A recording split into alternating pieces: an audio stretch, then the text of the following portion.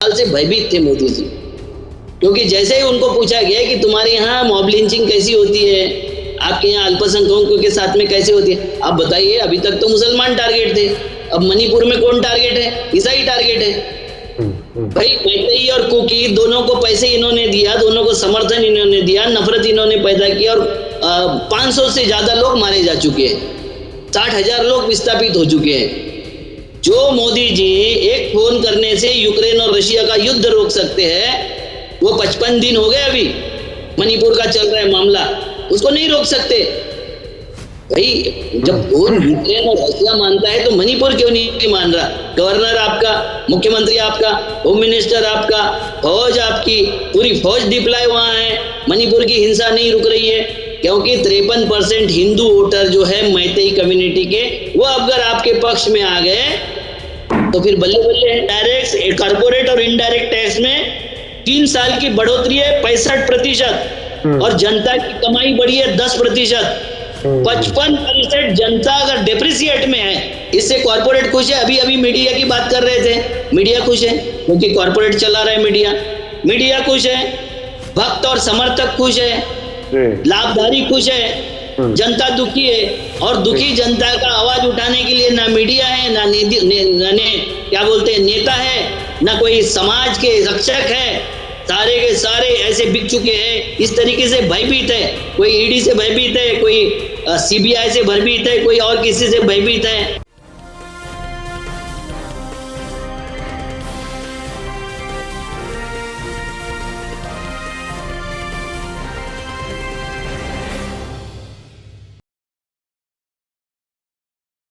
Hello, नमस्कार, आदाब, सत श्री अकाल और अस्सलाम वालेकुम। मैं हूं मोहम्मद अहमद काज़मी, लेकर आया हूं आपका पसंदीदा कार्यक्रम आपके रूबरू। इस कार्यक्रम में हम आपको कुछ जानकार लोगों से मिलवाते हैं और बहुत ही बेबाक अंदाज में बात करने वालों को आप तक इसलिए पहुंचाना चाहते हैं, उनकी बात पहुंचाना चाहते हैं कि इस वक्त जिस तरह से मीडिया, गोदी मीडिया बना हुआ है पूरे मुल्क का, वो अब किस तरह से अब मीडिया के बारे में हमारे बीजेपी के भी कुछ लोग बोलने लगे हैं। योगी आदित्यनाथ ने नोएडा में गोयनका मार्ग का इफ्तिताह करते हुए, इनॉग्रेशन करते हुए मीडिया की आजादी की बात की है। यह इतना विचित्र है कि बीजेपी के लोग जिन्होंने मीडिया को घुटने पे टिकाया हुआ है और वो इतने बदनाम हो गए कि गोदी मीडिया कहलाने लगे।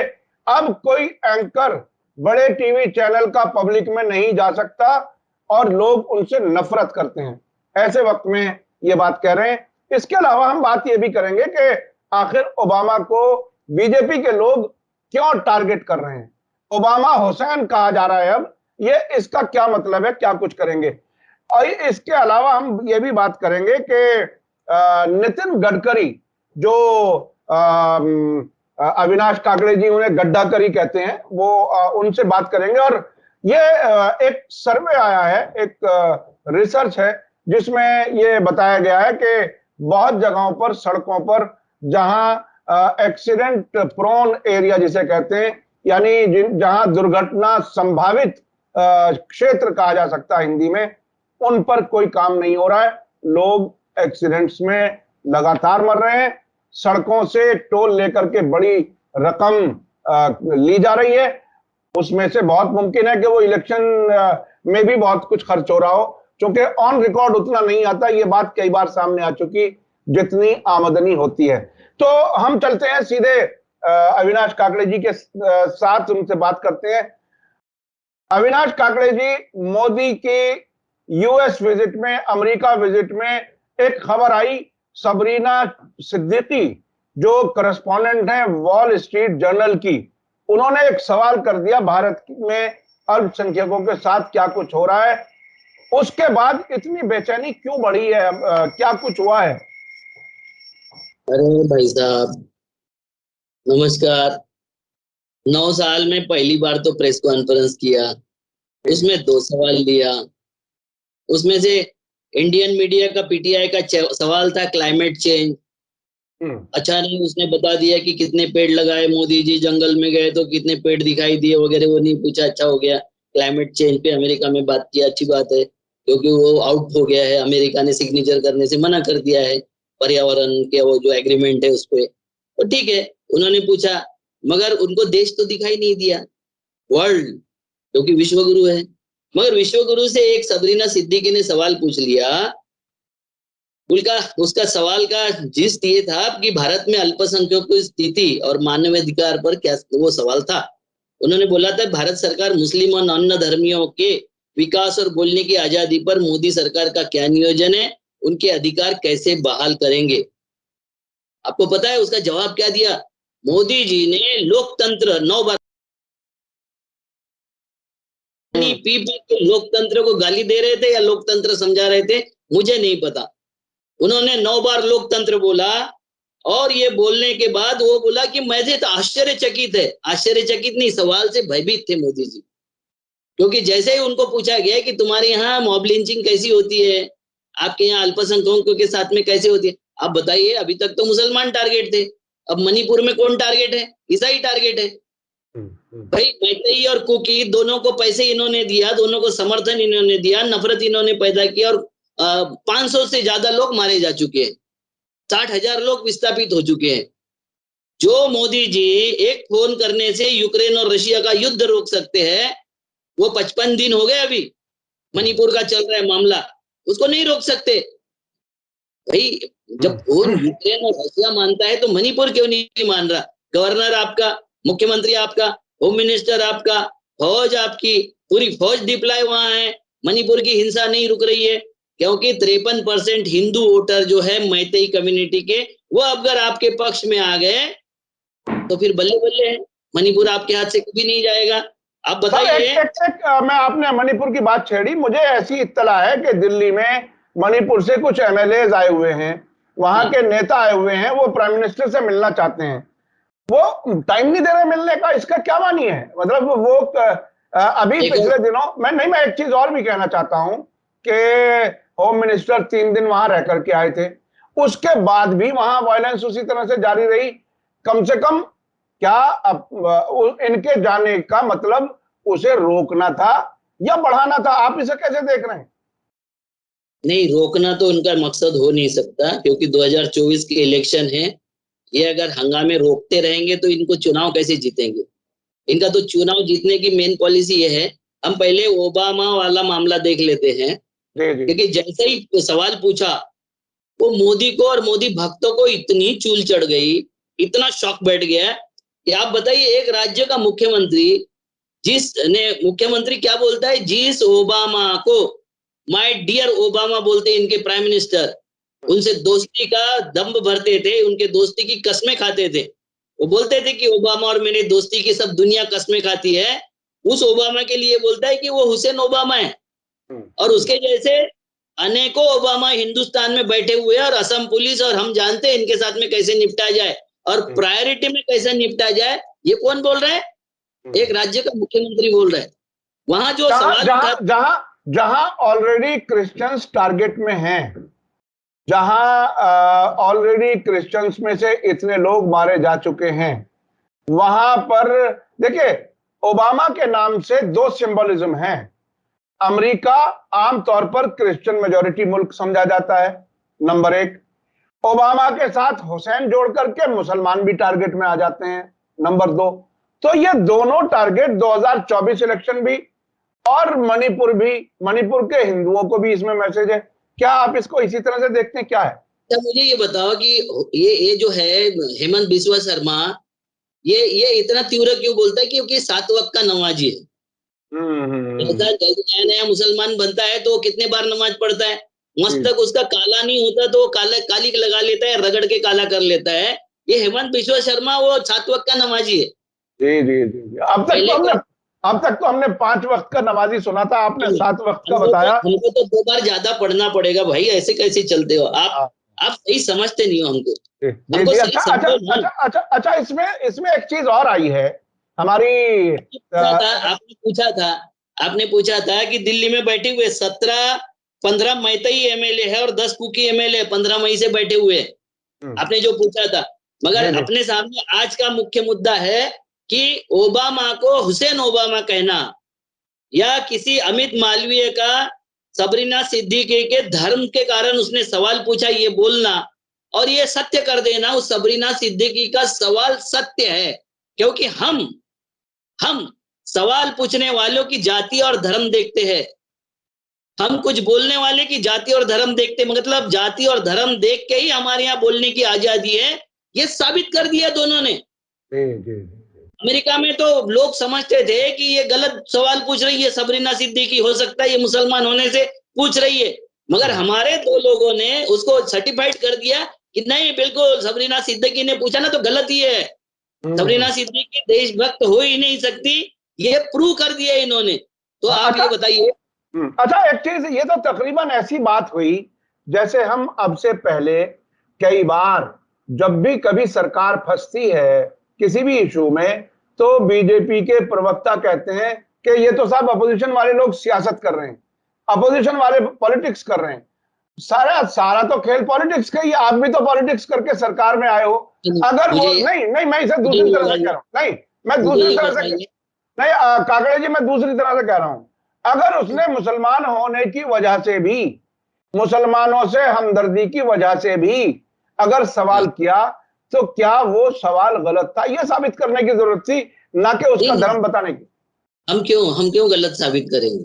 हाँ, हम भाई, सवाल गलत था ये साबित हम इसीलिए कर रहे हैं ना क्योंकि वो मुसलमान थी। हाँ, हम ऐसा नहीं करते। दूसरा एक देखो ना, उसने अमित मालवीय ने दूसरा और ट्वीट किया, 3 लड़कियों के फोटो डाले जो भारत की विजय हुई थी कभी वो वर्ल्ड कप में कपिल देव के वक्त, उन महिलाओं की हालत अभी कैसी है इसका भी एक ट्वीट कर दिया उन्होंने। भाई मुझे ये समझ में नहीं आता है कि मुसलमान महिलाओं की हालत कैसी है। अभी जब जीता था वर्ल्ड कप उसको कितने साल गुजर गए, इतने साल गुजरने के बाद में कैसी हालत है और किस तरीके की हालत है, ये अभी आप समझा रहे हो और उनके फोटो ट्वीट कर रहे हो। किससे कैसे पता? मतलब आपको ना तो विकास बताना है, ना महंगाई के बारे में बोलना है, ना बेरोजगारी के बारे में बोलना है, ना देश में हो रहे विभाजन के बारे में बोलना है, ना दंगों के बारे में बोलना है, ना जगह जगह आप जो नफरत फैलाते उसके बारे में बोलना है। आपको एक ही बात बोलना है, हिंदू मुसलमान, हिंदू मुसलमान। अरे साहब, इसमें तो इसमें उन्हें उस पे भी नहीं बोला उन्होंने, जो महिला पहलवानों वाला मामला था, जो अभी ठंडा कर दिया गया किसी तरह से चार्जशीट में उलटफेर करके। तो बताया था, मैं पहला आदमी था आपको ये बताने वाला कि जिसमें मोदी कल्प्रिट है। जी। मोदी जी उसमें गुनहगार है। तो मोदी जी गुनहगार है तो उस केस को निपटाने में ये कौन से हद तक जा सकते हैं आप देख लीजिए। अगर सबरीना सिद्दीकी वहां की अमेरिका की नागरिक, उसको निपटाने के लिए हमारे यहाँ नफरत पैदा कर सकते, तो ये तो यहीं के है लड़कियां। जी। और ये सब लड़कियां हिंदू हैं, अगर उनका धर्म भी का पूछा जाए तो फिर हिंदुओं के साथ हमदर्दी नहीं। देखो, हिंदू का राज्य नहीं है इस देश में, हिंदुत्व का राज्य है। जब तक 2014 तक आपको पता होगा कि एक रिपोर्ट आई थी, सच्चर आयोग की रिपोर्ट आई थी, वो रिपोर्ट को पढ़ो तो उसमें मुस्लिम खतरे में था, मुसलमान बोल भी रहे थे।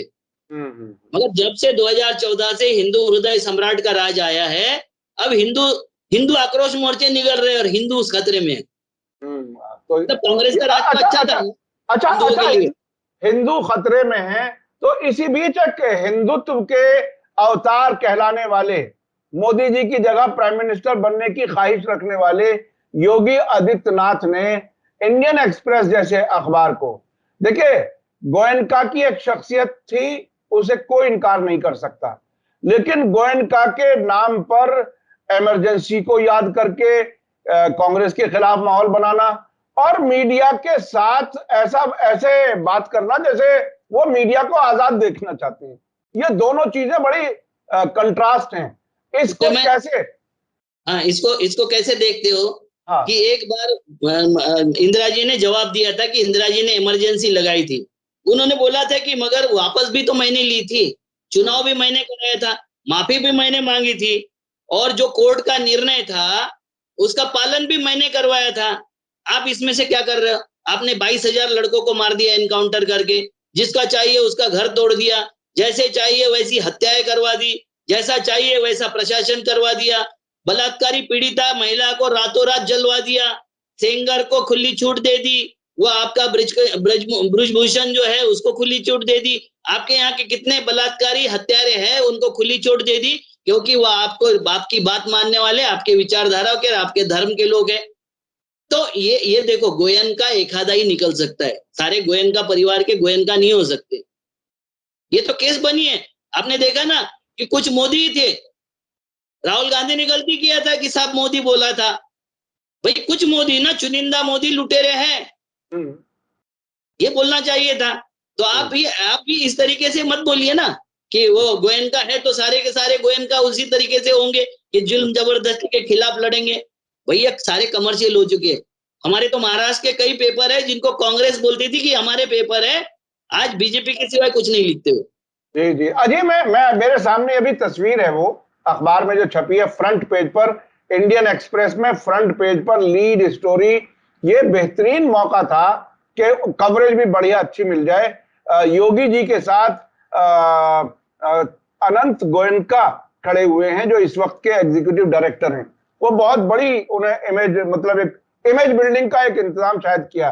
क्या ये इंडियन एक्सप्रेस जैसे आमतौर पर निस्बतन ईमानदार पत्र का यानी अखबार को भी ये कहा जाए कि गोदी मीडिया बनाने की तैयारी है? क्या कुछ है ये? देखो, जब भी स्थापित मीडिया जो भी होता है वो एडवर्टाइजमेंट और पैसे और सुरक्षा के लिए गोदी बनता ही है। इमरजेंसी में बन गया था, एक आधा गोयनका ये करके बाहर निकले थे। अंग्रेजों की तरफ भी ऐसा ही, उस वक्त भी ऐसा ही, जितना मीडिया था वैसा ही था। इसीलिए गांधी से लेके बाबा साहब तक सबको अपने छोटे छोटे अखबार निकालना पड़ा था। ये हर वक्त जो मीडिया स्थापित जो लोग होते हैं वो स्थापित लोग सत्ता के साथ में होते हैं, क्योंकि उनको अपनी सुरक्षा की ज्यादा चिंता होती बनिस्बत खबरों की या जनता की चिंता से ज्यादा उनको अपनी चिंता ज्यादा होती है। आप देखिए कि यानी मैं सुनिए, क्या मैं इस हद तक समझ सकता हूं कि एनडीटीवी को तो खरीद लिया गया सीधा सीधा अडानी के जरिए? क्या अब इंडियन एक्सप्रेस भी आजाद पत्रकारिता नहीं कर पाएगा इसके बाद? मुझे तो नहीं लगता है कि कोई भी बड़ा मीडिया इस वक्त आजाद पत्रकारिता कर रहा है। अगर प्राइम मिनिस्टर ऑफिस में बैठा हुआ एक आईएएस अधिकारी उनको ये बताता है कि आज का एडिटोरियल क्या आने वाला है, कौन सी न्यूज छपनी चाहिए और कौन सी न्यूज नहीं छपनी चाहिए, ये कितने सारे संपादकों ने बात की है।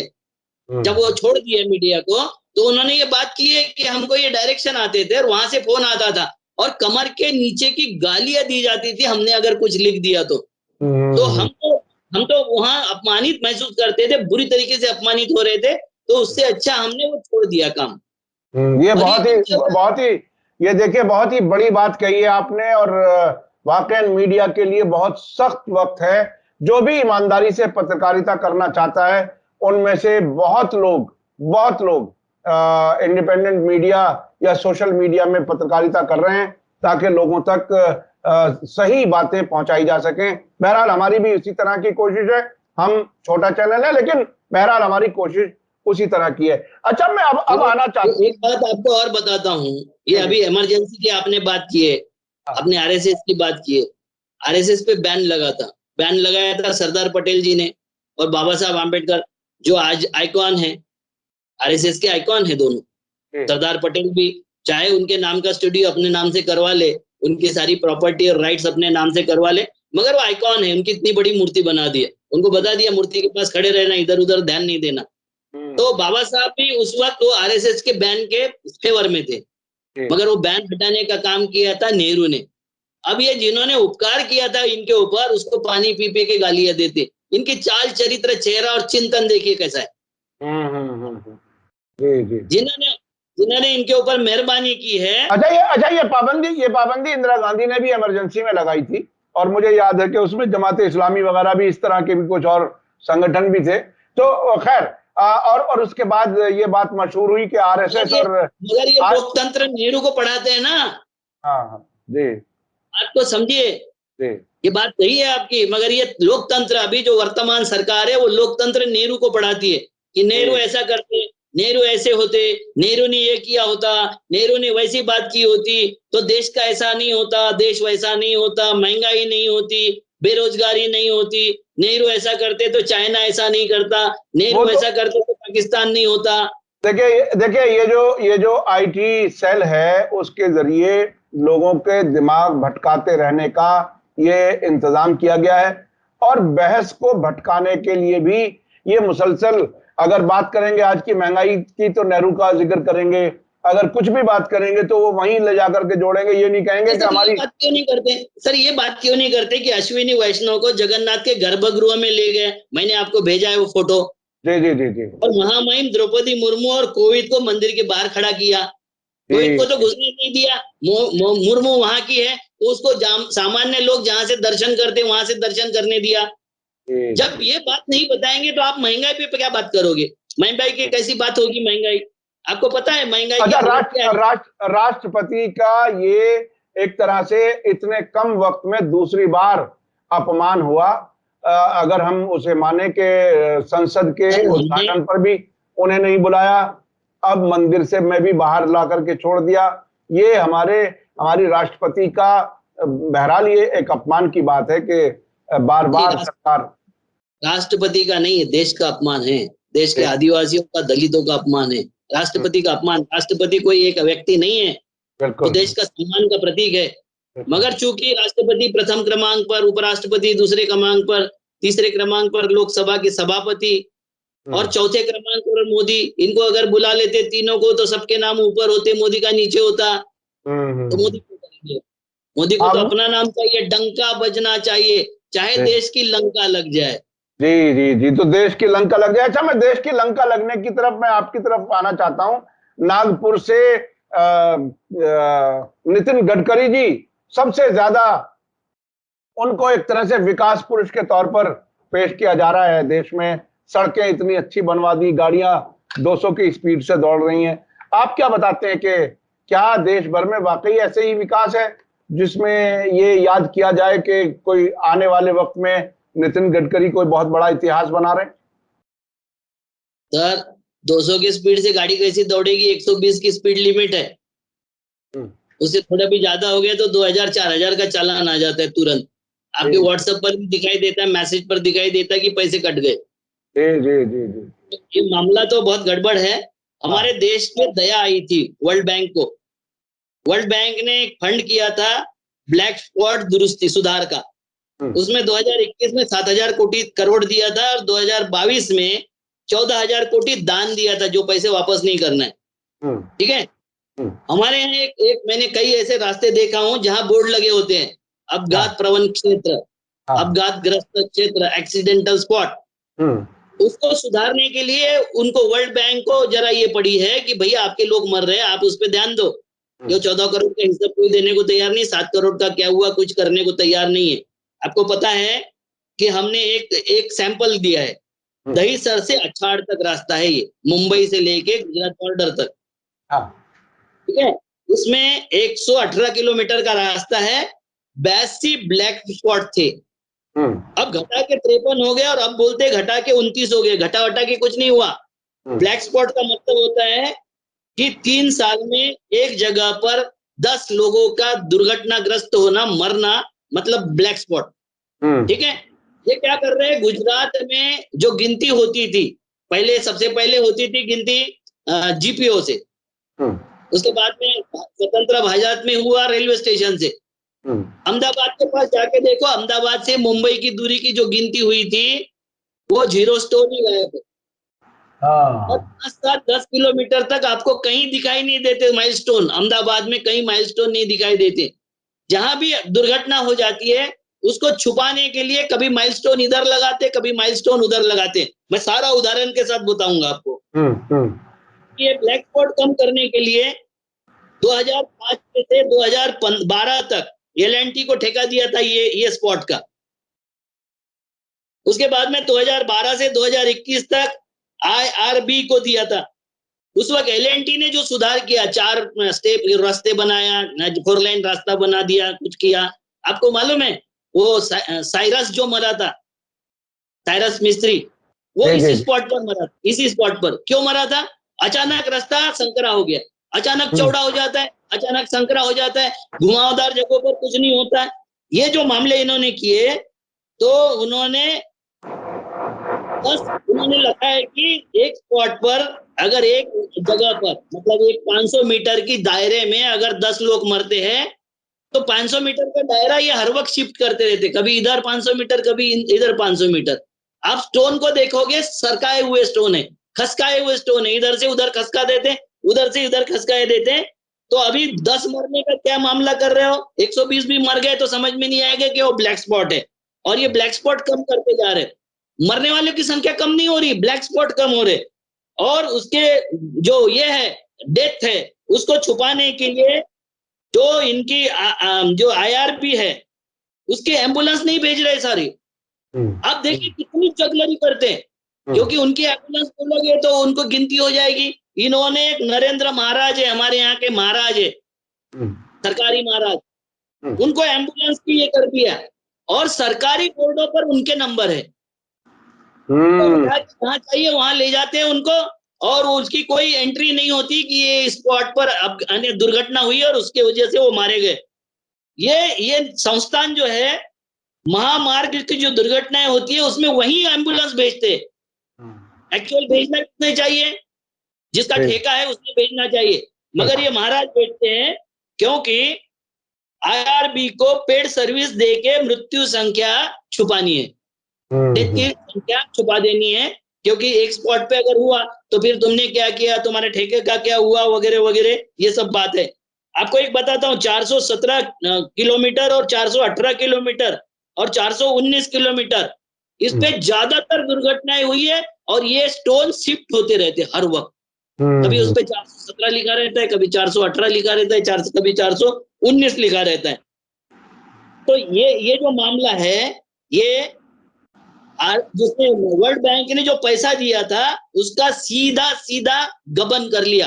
और जिसने ये पैसा लाया वो करके वकीली करके वहां भारत की बाजू रख के उसी को उस यहाँ का ठेका दे दिया।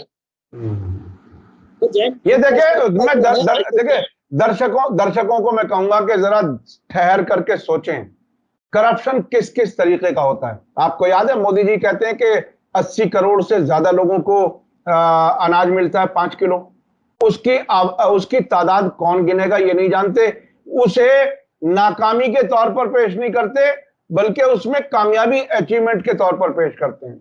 उसके अलावा और बहुत से बयान आपको मिलेंगे जिसमें यह मालूम होगा कि सरकार बहुत बड़ी खिदमत कर रही है। अब यहां लोगों की जानें जा रही हैं, पैसा लूटा जा रहा है, माइलस्टोन हटा करके या गैर सरकारी प्राइवेट एम्बुलेंस भेज करके मरने वालों की तादाद कम से कम दिखाने की कोशिश हो रही है। इससे बड़ा फ्रॉड क्या हर जगह पर ये फ्रॉड ही करते हैं? क्या कुछ है? मतलब सरकार का प्रोजेक्शन पॉजिटिव चाहिए और काम बिल्कुल उल्टा होना है। ये सारी चीजें इससे साबित होता है। अच्छा, मैं अब ये जानना चाहता हूं कि ये इसको थोड़ा सा 2 मिनट और दे दीजिए मुझे। हाँ, बताइए। आपने देखा होगा BOT, अभी उसके बाद में आया TOT और उसके बाद में आया OMT, operate maintenance and transfer. इसके अंतर्गत RK जैन कंपनी जो हरियाणा की कंपनी है, जिसने 14 करोड़ रुपए लाके दिया वर्ल्ड बैंक से, उसको अछाड़ रोड का मेंटेनेंस का नहीं, टैक्स कलेक्शन का ठेका दे दिया। और वो भी टैक्स कलेक्शन का ठेका जिसको दिया, रोड लाइन इंफ्रास्ट्रक्चर, वो पेटी कॉन्ट्रैक्ट दे दिया, जो कॉन्ट्रैक्ट में लिखा हुआ है कि दे नहीं सकते। अगर 14,000 करोड़ रुपए लाके दिया तो उसको वो दहेज में दे दिया, दहेज में, कि भैया यहाँ का जितना टैक्स आता है उतना वसूल करके। आपको पता है, मुझे एक कहीं से फिगर मिला है कि करीबन 1,000 करोड़ रुपए मंथली इकट्ठा होता है इलीगल तरीके से रोडों पर, 1,000 करोड़। और उसमें से पार्टी को, राष्ट्रभक्त संगठन को, मंत्री को, संतरी को, सब में बराबर बंटवारा होता है। ये देशभक्ति है सर, ये देशभक्ति है। और हमको ये समृद्धि की दुर्घटनाएं रोकना नहीं है, किसी रोड की दुर्घटनाएं नहीं रोकना है। इससे हमको जनसंख्या नियंत्रण वाला जो है मामला, कि फिर से फैमिली प्लानिंग वाले पे खर्चा ना करना पड़े, इसलिए हम रोड पर फैमिली प्लानिंग कर रहे हैं। टेक्निकल डिफॉल्ट दूर करने के लिए हमारी सरकारें कुछ नहीं कर रही है, खाली जगलरी कर रही है। हर जगह पर इन्होंने स्टेडियम बनाना चाहिए सर, लाइव, जैसे शेर दिखाने के लिए मचान बनाते ना, तो 100 लोग अगर गए तो एक आध दूसरे को ही दिखता है ना शेर, वैसे बताना चाहिए कि दुर्घटना तो हम दिखाएंगे, लाइव दुर्घटना स्पॉट, स्टेडियम बना के इन्होंने दुर्घटनाएं दिखानी चाहिए। ये हालत और ये बेशरमी इन्होंने कर दी है, और ये हालत हमारे देश की हो गई है। हमारे यहाँ जितना रोड चौड़ा चाहिए कि 3 अगस्त है रिश्ता है, 3 ले एक तरफ से, 3 लेन एक तरफ से है, तो 2.5 मीटर चौड़ा होना चाहिए। कहीं नहीं है, जहाँ टर्निंग है वहां पर एक्स्ट्रा चौड़ा होना चाहिए, 1 मीटर एक्स्ट्रा चौड़ा होना चाहिए। कहीं नहीं है। सर्विस रोड होना चाहिए, कहीं नहीं है। हर हाईवे के और सुपर हाईवे के पास में सर्विस रोड होने चाहिए। जिसको पैसे दे के नहीं जाना है वो ना जाए, सर्विस रोड से जाना है तो सर्विस रोड से चले जाओ, होना चाहिए। किसी के आदेश नहीं बनाया, ये सेंट्रल गवर्नमेंट का कायदा, सुप्रीम कोर्ट के आदेश और सारे के ऊपर है ये सब ठेकेदार, क्योंकि ऐसा करता है सेना, नारंगी सेना 72 घंटे वाली। ये बहुत बड़ी बात है कि 1000 करोड़ गैर कानूनी तरीके से इकट्ठा किया जा रहा है और उसके बहुत से सोर्सेज हैं जिसके बारे में अब से पहले हमने भी बात की जी। मंथली एक महीने का 1000 करोड़। अब ये कहां इस्तेमाल करेंगे पार्टियों के लिए? पार्टी हेडक्वार्टर कहां बने हैं, कहां से? देखिए, देश बिक जाए, पार्टी बचे और इलेक्शन जीतती रहे, उसके लिए मिनिस्ट्री का एक विभाग है, मिनिस्ट्री का एक विभाग है, बाकी विभागों की बात और बाकी मंत्रियों की बात छोड़ दीजिए, उसकी तो चर्चा हम नहीं कर रहे। जी, ये बहुत बड़ी बात है। हमारे पास वक्त खत्म हो रहा है, कोई खास बात रह गई हो तो बस मैं निपटा। खास बात है कि हमारे देश के साथ में, समाज के साथ में गद्दारी और विश्वासघात कर रहे कुछ लोग, कुछ नेता, कुछ ये। और वो बात क्या है कि मैं एक टैक्स का सरसरी आंकड़ा दे देता हूं आपको कि सरकारी टैक्स कैसे होता है। डायरेक्ट टैक्स 2022-23 में 19,68,000 करोड़ रुपए इकट्ठा हुआ था। वहीं 21-22 में हुआ था 16,36,000 करोड़, मतलब 20.33% की बढ़ोतरी हुई थी टैक्स में। कॉर्पोरेट टैक्स 2022-23 में 10 लाख करोड़ का हुआ था, 2021-22 में 8,58,000 करोड़ का हुआ। 23 और 24 का अनुमान है 10.5% बढ़ोतरी होगी। ये टैक्स 140 करोड़ जनता देती है जब कॉर्पोरेट आपको देती है। डायरेक्ट टैक्स जो है वो तो कुछ चुनिंदा लोग देते हैं जिसका 25,000 से ज्यादा इनकम है वो। और इनडायरेक्ट टैक्स जो है वो 140 करोड़ जनता देती है, जो 2020 से 21 में 11 लाख करोड़ हुआ था, 21 से 22 में 14 लाख करोड़ हुआ, 22 से 23 में 18 लाख करोड़ हुआ और 23 से 24 में 12% की बढ़ोतरी अपेक्षित है।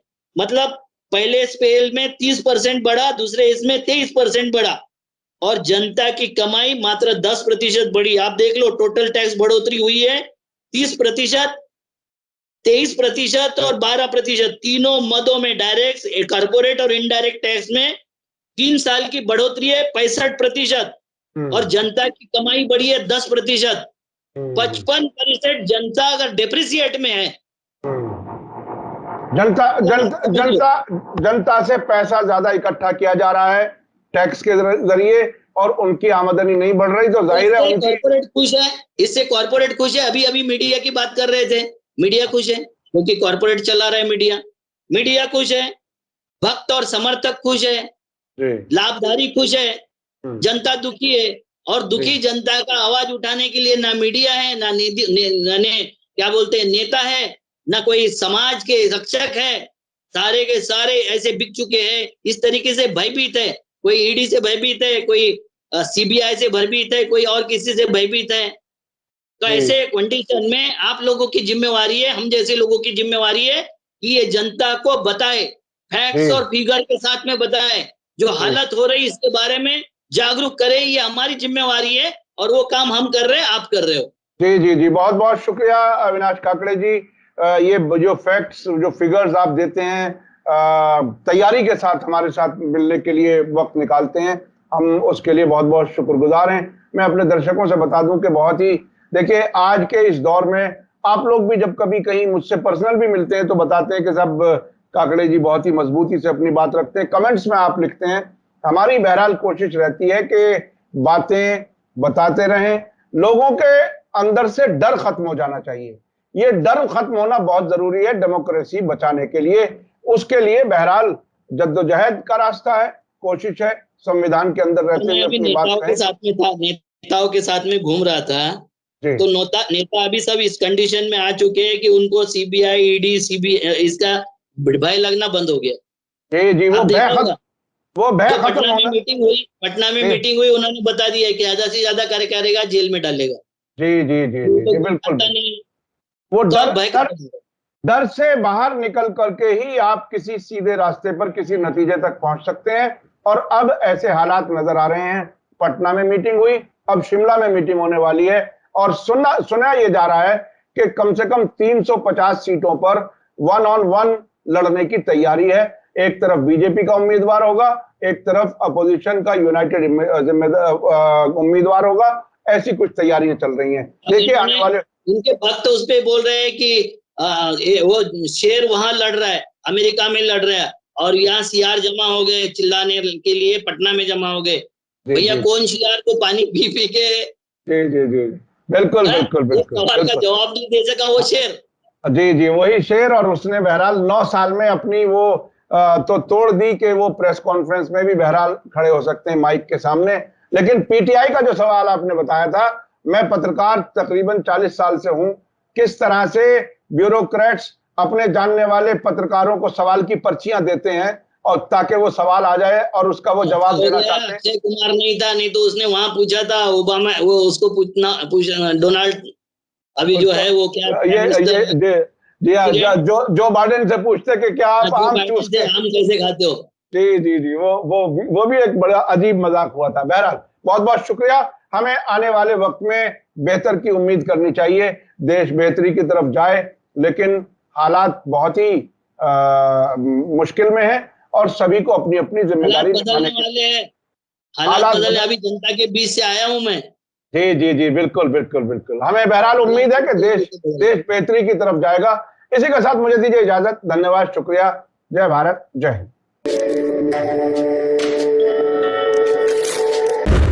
मीडिया स्टार वर्ल्ड के और वीडियो देखने के लिए हमारे चैनल को सब्सक्राइब करें और सीधे नोटिफिकेशन पाने के लिए बेल आइकन दबाएं।